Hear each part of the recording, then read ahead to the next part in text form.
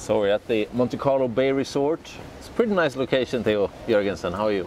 It's one of my favorite locations. Yes, it's a little more expensive than normal locations, but it's an amazing hotel.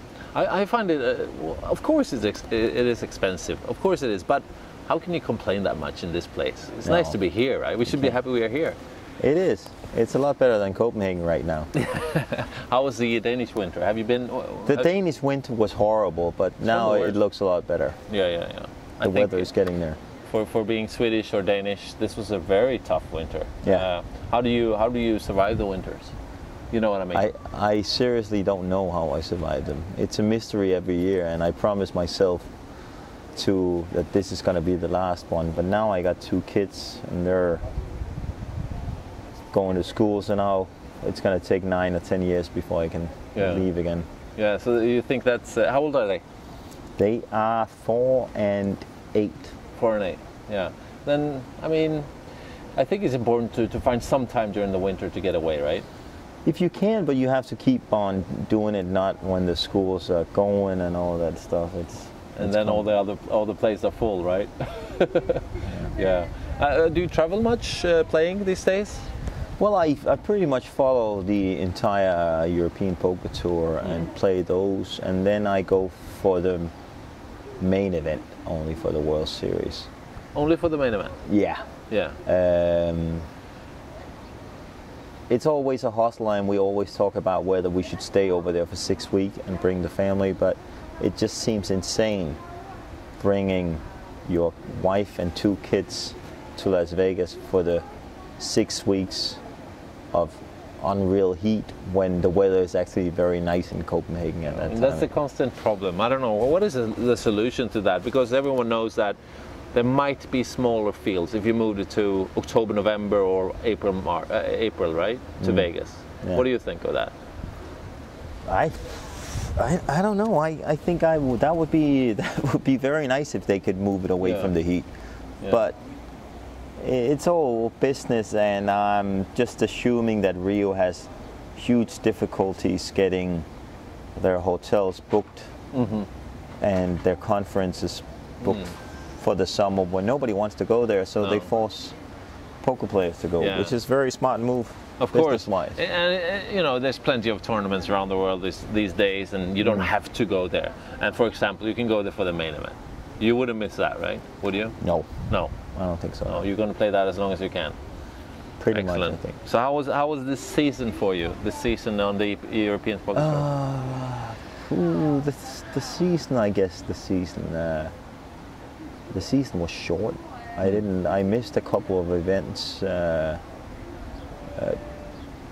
because of the robbery, and then I came back in London. That went pretty well. Yeah. When I went 4th, and I cashed in Berlin, but I don't think I cashed in any of the other ones. We had a long story about this Olof Haglund, the guy finished 3rd, so you played quite a lot with him. How was he playing, you think? Because he hasn't been out that much before. I think he played very well. My move on, I tended to assume that he wasn't going to come in a 4-bet bluff when we were 4-handed, so I didn't have any problems pushing him, and hopefully he would fold in some 3-bets because his biggest cash was so much smaller than the money we played on now. But besides that, I think he played very well. I mean, is that something, do you usually do research when you're up against, when you come into the final table or something usually? Yes, I do. How do you do that? Well, just search hand on mob and... Yeah, pretty much that, and find out, and... ask around among friends maybe?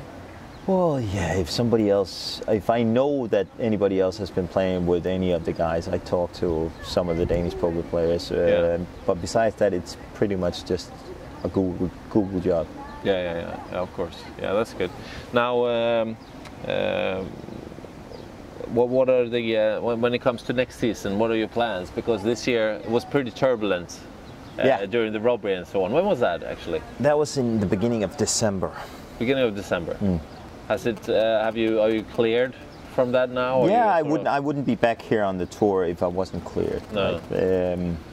If I wasn't ready for it, if my wife and family wasn't ready for it, I wouldn't be back. Like PokerStars came out very clear the day after the robbery and said I should just take whatever time I needed, and there wasn't any pressure on them from their point, which I appreciated. I didn't appreciate, well, it was obvious in the beginning, but then there was a period where I thought, okay, maybe I'm ready, maybe the family can take that I'm going to DeVille.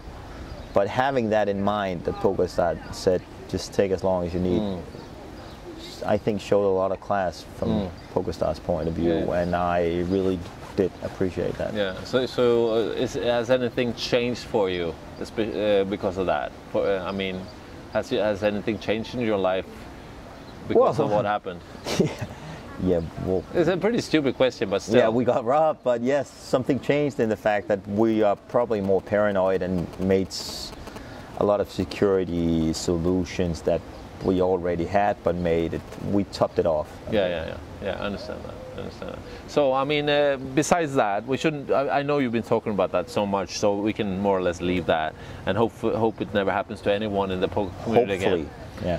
Yeah. There was once a big. What year was the fight with the Gus? Was that 2008? I think so. Yeah. I think. Do you stay in shape these days?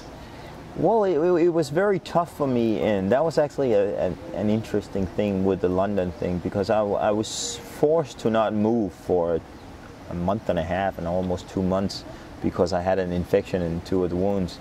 So when I finally was able to move, my legs were so weak that I couldn't really get in good shape fast. Right.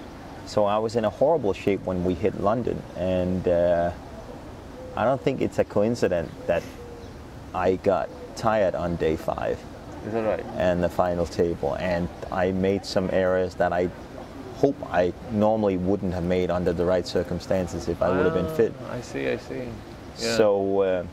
So that's just another point that, well, some guys don't need to be fit. Right. To stay sharp for that many days and that long, but I do. It was a quite interesting interview last year. I talked to Ben Lamb. Yeah. And he lost more or less half his weight or something, you know. And the year before, when he was big, he had the craziest year ever. Yeah. And then the year when he was fit, he didn't score anything, more or less. No. So it doesn't have to.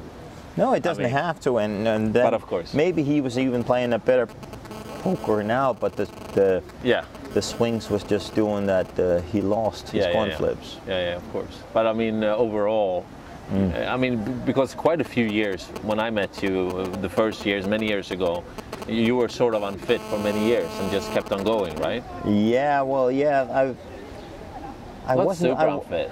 I wasn't really unfit physically. I was a little choppy, yes. Yeah. But my lungs was pretty okay. Like my my fitness, my stamina was okay with that.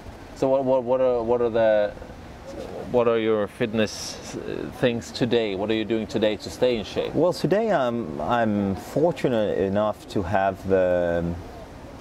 Mikkel Kessler's, the boxer's physical trainer, being in charge of training up this leg again. Ah, I see. And that's very fascinating. Like he's so much into interval training. So sometimes I don't really train more than effectively maybe 20 minutes, something like that. Okay, so you do quick things and then you break? Really high pulse, yeah. Okay, so high pulse, that's where the effectiveness comes through.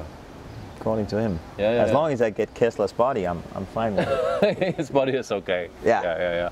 I mean, because earlier, I mean, it's a trend and it's still going there. So many poker players turns into shape. I mean, look at Kachelov and Elke, what happened to them. But you don't want to go that far?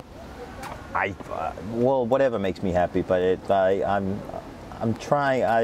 I've set off these 2 months after Monte Carlo until the World Series to basically follow him and see, follow Mikkel's trainer and see where that can take me. I might not have the stamina to eat what he wants me to eat because he wants me to stay totally away from carbs and stuff like that. Yeah. But I'll give it a try. Yeah, that's good. That's good. It's only 2 months. The willpower might not be there. Well, yeah, I mean, willpower. But it's only 2 months. Yeah, it is.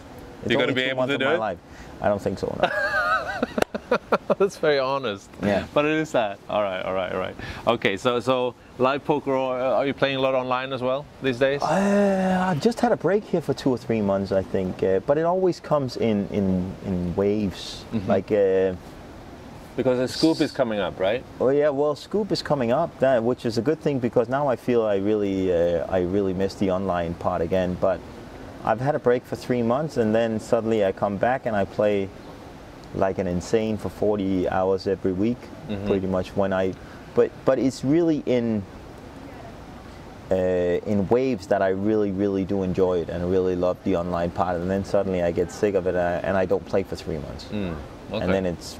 Okay. Back. Yeah, well, that's And good. we're about to go where I really am looking forward to play some online again. You're about to get to that state. I'm about to get to that state. Okay, excellent. So training and online poker for the next 2 months, maybe. Pretty much. All right, excellent. It was nice talking to you, Theo, and good luck with everything. And I see you in Vegas. Always a pleasure talking to you.